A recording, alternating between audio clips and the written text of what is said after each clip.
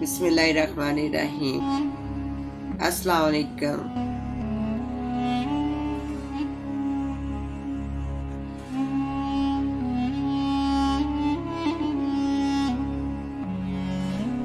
मैं हूं दुआ भट्ट और आप देख रहे हैं रिएक्शन विद दुआ भट्ट। तो कहानी का आगाज करने से पहले अगर आपने मेरे चैनल को अभी तक सब्सक्राइब नहीं किया तो मेरे चैनल को सब्सक्राइब कर ले और साथ बेल आइकॉन पे क्लिक कर ले ताकि मेरी हर आने वाली वीडियो आप तक पहुंच सके। तो आइए कहानी का आगाज करते हैं। एक दफा का जिक्र है कि शहर से बहुत दूर एक जगह एक ताजर अपनी 3 बेटियों के साथ शानदार महल नुमा घर में रहता था। उसका नाम काशिफ था, लेकिन सब इसे सेठ काशिफ कहकर पुकारते थे। सेठ काशिफ बहुत अमीर इंसान था। इसके कई बहरी जहाज चलते थे जो सामान एक मुल्क से दूसरे मुल्क ले जाते थे। सेठ काशिफ की बीवी को फौत हुए काफी साल हो गए थे, लेकिन इसने दूसरी शादी नहीं की थी और अपनी बेटियों के साथ खुश व खुर्रम जिंदगी गुजार रहा था। सेठ काशिफ की बड़ी बेटी का नाम शाजिया, दूसरी का नाम नहीदा और तीसरी का नाम कौसर था। वैसे तो सेठ काशिफ की तीनों बेटियां खूबसूरत थी, लेकिन सबसे छोटी बेटी कौसर बेहद खूबसूरत थी। वो अपनी बड़ी बहनों की निस्बत खूबसूरत होने के साथ साथ बेहद अक्लमंद और ज़हीन भी थी। कौसर इंतहाई फरमाबरदार और नेक लड़की थी। वो अपने बाप की हर बात मानती थी और इसका बेहद ख्याल रखती थी, जबकि इसकी बड़ी बहनें सख्त मिजाज की थी और कौसर से इसकी खूबसूरती की वजह से हसद करती थी।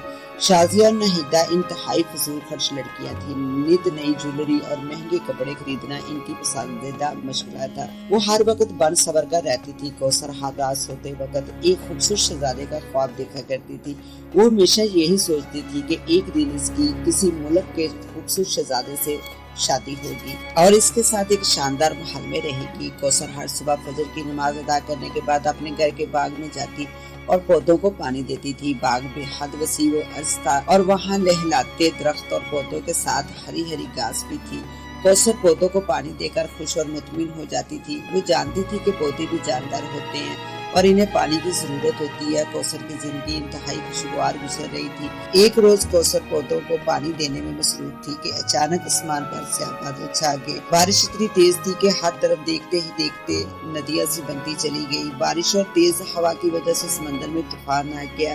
तूफान इतना तेज और शदीद था कि सेठ काशिफ के तमाम बहरी जहाज समंदर में डूब गए। इन जहाजों में सेठ काशिफ का सामान था जो दूसरे मुल्क से आ रहा था। जब बारिश रुकी और तूफान थम गया तो सेठ काशिफ अपने घोड़े पर सवार होकर बंदरगाह पर पहुंच गया। बंदरगाह पर इसका मैनेजर राशिद मौजूद था। सेठ काशिफ ने राशिद से अपने जहाजों के मुतालिक पूछा तो राशिद ने इन्हें बताया कि इसके सारे जहाज समंदर में गर्क हो गए हैं। ये सुनकर सेठ काशिफ बेहद परेशान और अफसरदा हो गया। वो अपने घोड़े पर सवार होकर वापस अपने घर की तरफ बढ़ गया। इसका दिल बुझा हुआ था और चेहरे पर परेशानी के तासरात नुमायां थे।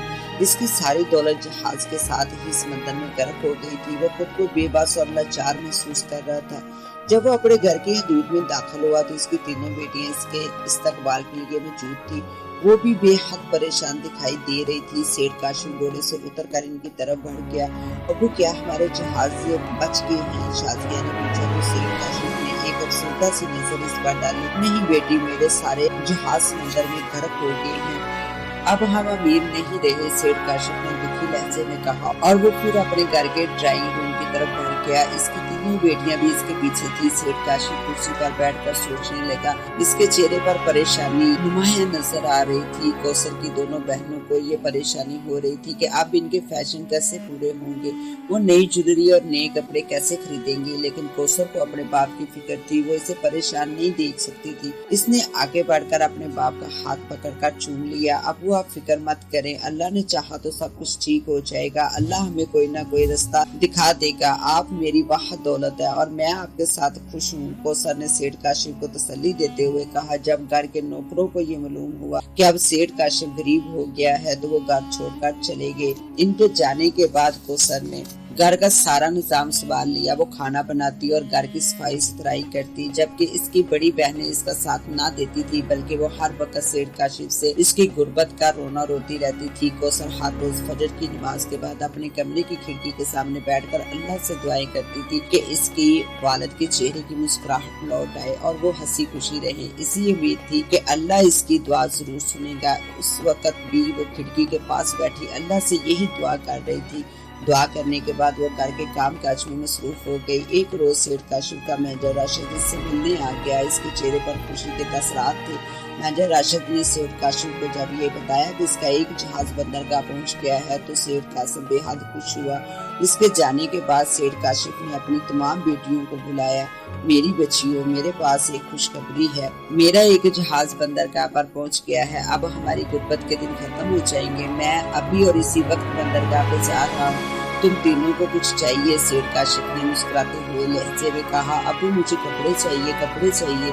शाजिया ने कहा। अबू मुझे नए ज़ेवरात चाहिए। नहिदा ने कहा। मैं तुम्हारे लिए क्या लाऊं मेरी प्यारी बेटी? सेठ काशिफ ने कौसर से पूछा। अबू मुझे आप गुलाब का एक फूल ला दे। कौसर ने कहा। चनाचा सेठ काशिफ अपने घोड़े पर सवार होकर बंदरगाह की तरफ रवाना हो गया। बंदरगाह पहुंचकर इसने देखा कि इसका जहाज मौजूद था, लेकिन वहां इसका अमला दिखाई नहीं दे रहा था। सेठ काशिफ ने जहाज की तलाशी ली तो वो बेहद परेशान हो गया, क्योंकि जहाज का अमला इसका सारा सामान लेकर वहां से जा चुका था। सेठ काशिफ मुझे दिल के साथ घोड़े पर सवार हुआ और अपने घर की तरफ रवाना हो गया। एक दफा वो फिर मायूसी में घर जा चुका था। इसकी समझ में नहीं आ रहा था कि जब वो खाली हाथ घर पहुंचेगा और इसकी बेटियां इससे सवाल करेंगी तो वो इन्हें क्या जवाब देगा। सेठ काशिफ इन्हीं ख्यालों में खोया हुआ था कि रास्ता भटक कर एक घने जंगल में दाखिल हो गया था। वहाँ बर्फबारी हो रही थी। आसमान से बर्फ ऐसे गिर रही थी जैसे समंदर का सारा पानी बर्फ बन गया हो, लेकिन सेठ काशिफ अपने ख्यालों में गुम था। इसे बर्फबारी का एहसास ही नहीं हो रहा था। बर्फबारी की वजह से जमीन पर बेहद बर्फ जमी हुई थी। सेठ काशिफ इस वक्त चौंका जब इसका घोड़ा जमीन पर बर्फ जमा होने की वजह से रुक गया था और आगे नहीं बढ़ रहा था।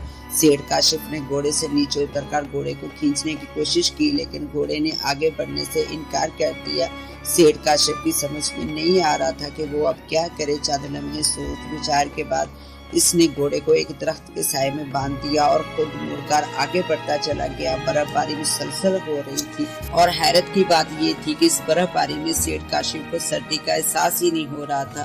वो मुसलसल पैदल चलता रहा। वो हैरान भी हो रहा था कि वो कहाँ और क्यों आगे बढ़ता चला जा रहा है। इसने वापस मुड़ने की भी कोशिश की थी, लेकिन इसे ऐसा लगा था जैसे कोई गैबी ताकत इसे आगे बढ़ाई चली जा रही हो। थोड़ी दूर जाने के बाद सेठ काशिफ को चमकती हुई रोशनियां दिखाई दी तो वो चौंक कर रह गया। रोशनियां ऐसे चमक रही थी जैसे आसमान पर तारे जगमगा रहे हों। सेठ काशिफ के ज़हन में तजस्सुस पैदा हो गया। फिर वो आगे बढ़ता चला गया। जैसे ही वो थोड़ी दूर गया तो वो चौंक पड़ा। इसके सामने एक शानदार महल था जिसका गेट सोने का बना हुआ था।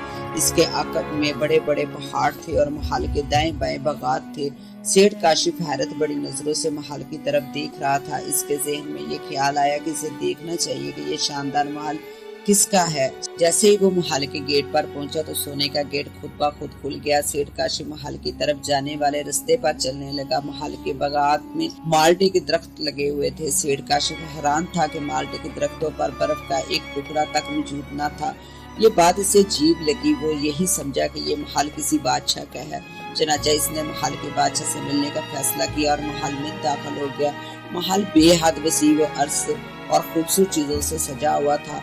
फर्श हल्के सब्ज रंग का था और इस पर जामनी रंग का क्लीन बिछा हुआ था। दाएं बाएं छोटी छोटी मेजें पड़ी हुई थी जिन पर कैंडल स्टैंड रखे हुए थे और इनमें मोमबत्तियां लगी हुई थी। सेठ काशिफ हर चीज को हैरत भरी नजरों से देख रहा था। वहाँ एक बहुत बड़ी मेज पड़ी हुई थी जिस पर केक और ताज़ा फलों का बना हुआ खाना पड़ा हुआ था। हेलो, कोई यहाँ है? सेठ काशिफ ने ऊंची आवाज में कहा, लेकिन चंद लम्हे इंतजार में गुजर गए और किसी ने कोई जवाब न दिया। सेठ काशिफ ने एक बार फिर आवाज दी, लेकिन जब इसे कोई जवाब मसूल ना हुआ तो वो मेज पर पड़े खाने की तरफ देखने लगा। इसे भूख भी लग रही थी, इसलिए इसने सोचा कि इसे किसी का इंतजार करने की बजाय खाना खा लेना चाहिए। चनाचा वो आगे बढ़ा और एक कुर्सी पर बैठ गया। मैं खाना खा लूं, फिर मेजबान का शुक्रिया अदा कर लूंगा। सेठ काशिफ ने बड़बड़ाते हुए कहा और फिर खाना खाने लग गया। खाना बेहद लजीज था। यही वजह थी कि सेठ काशिफ ने सारा खाना खत्म करने में ज्यादा वक्त नहीं लगाया था। खाना खाने के बाद वो किसी के आने का इंतजार करने लगा। जब काफी देर गुजरने के बावजूद कोई न आया तो सेठ काशिफ उठकर सीढ़ियों की तरफ बढ़ गया। सीढ़ियों पर गहरे सुर्ख रंग का क्लीन बिछा हुआ था। सीढ़ियां चढ़कर जब सेठ काशिफ ऊपर पहुंचा तो उसे वहां कई दरवाजे दिखाई दिए। सब दरवाजे भी सोने के बने हुए थे। सेठ काशिफ इन दरवाजों की तरफ देखता रहा। फिर वो एक दरवाजे की तरफ बढ़ गया। इसने दरवाजा खोलकर अंदर झांका तो वो हैरान रह गया। कमरा खूबसूरत चीजों से सजा हुआ था। दरमियान में बेड पड़ा हुआ था जिस पर साफ सुथरा बिस्तर लगा हुआ था, जबकि दाईं तरफ वो ड्रेसिंग टेबल और इसके करीब ही कैंडल स्टैंड पड़ा हुआ था। कैंडल स्टैंड में मोमबत्तियां लगी हुई थी। अचानक सेठ काशिफ को नींद आने लगी तो इसने सोचा कि वो आज की रात वहीं गुजार कर सुबह वापस अपने घर चला जाएगा। चनाचा वो आगे बढ़ा और जूते उतारकर बेड पर चढ़ गया। इसने कंबल उठाया और बिस्तर पर लेटकर इसे खुद ऊपर ओढ़ लिया। ऐ खुदा मेरी हिफाजत फरमाना, मैं नहीं जानता कि मैं कहाँ और किसके महल में हूँ, सेठ काशिफ ने बड़बड़ाते हुए कहा और फिर वो सोने की कोशिश करने लगा। इसे अपनी तीनों बेटियां बहुत याद आ रही थी जो इसका इंतजार कर रही थी कि वो इनके लिए तवाइफ लेकर आएंगे। यही सोचते सोचते सेठ काशिफ को नींद आ गई और वो सो गया। सुबह जब सेठ काशिफ की आंख खुली तो खिड़की से सूरज की किरणें अंदर कमरे में आ रही थी। वो उठकर बैठा और जुमाही लेने लगा। अचानक इसकी नजर एक मेज पर पड़े सूट पर पड़ी तो वो बेख्तियार चौंक पड़ा। सूट नया और इंतहाई कीमती दिखाई दे रहा था। इसने बेड से नीचे उतरकर सूट उठाकर देखा। वो सूट इसे इतना पसंद आया कि इसने वो सूट खुद ही पहनने का फैसला किया।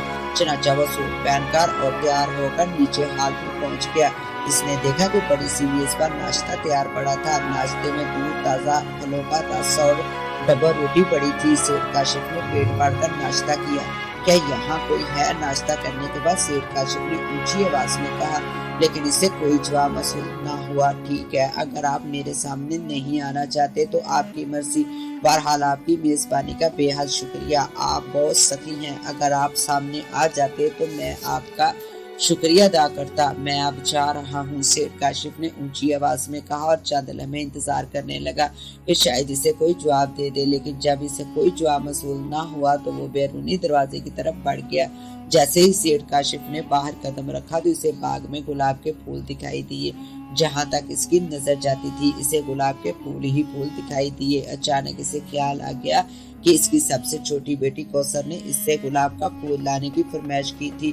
चनाचा वो गुलाब के फूलों के बाग की तरफ बढ़ गया। गुलाब के फूल ताजा और आम फलों से कतरे बड़े थे। इनकी खुशबू चारों तरफ फैली हुई थी। बाग में दाखिल होते ही सेठ काशिफ ने हाथ बढ़ाकर गुलाब का एक फूल तोड़ लिया। जैसे ही इसने फूल तोड़ा तो अचानक जमीन लरसने लगी। ऐसे लगता था जैसे वहां जलजला आ गया हो। साथ ही इसे किसी दरिंदे के घराने की आवाज सुनाई दी तो वो बेख्तियार चौंक पड़ा और इसके चेहरे पर खौफ के तासरात उभर आए। इसे घराने की आवाजें अपने आकब में सुनाई दी थी। चनाचा इसने मुड़कर देखा तो वो हैरान रह गया। इसके सामने एक दराज का इंसान नुमा दरिंदा खड़ा था। इसकी आंखें सुर्ख थी और मुंह से ऊपर के दो दांत बाहर को निकले हुए थे। इसके हाथों के नाखून नुकीले और बड़े थे। इसके सर, कंधों और टांगों पर सींग निकले हुए थे। आज की कहानी यही खत्म होती है और इसका बकिया हिस्सा देखने के लिए हमारी नेक्स्ट वीडियो का विजिट करें। उम्मीद है कि आपको कहानी पसंद आएगी। इसके साथ ही अब मुझे इजाजत दें। मिलते हैं इंशाल्लाह ताला न्यू वीडियो में इसके बाकी बकिया हिस्से के साथ। और अगर आपको हमारी वीडियो पसंद आ रही है तो हमारे चैनल को सब्सक्राइब करें, लाइक करें, शेयर करें। अल्लाह हाफ़िज़।